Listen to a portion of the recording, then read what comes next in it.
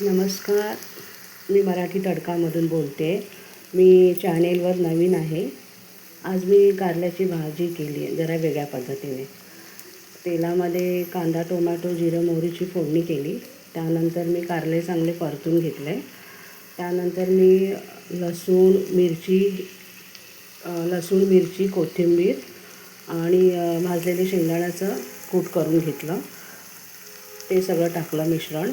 लसूण, मिरची, कोथिंबीर आणि भाजलेले शेंगदाणे. त्यानंतर मी गुळाचा खडा टाकला, गरम मसाला, धणा जिरा पावडर, हळद, मीठ चवीनुसार हे सगळं टाकलं.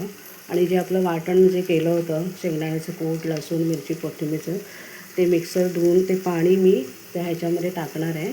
आणि मी अशी मस्तपैकी कारल्याची ग्रेव्ही भाजी करणार आहे. बघा, अशी वेगळ्या पद्धतीची भाजी करून बघा. तुम्हाला जर का आवडली माझी ही रेसिपी तर चॅनेलला कमेंट करा, लाईक करा. धन्यवाद.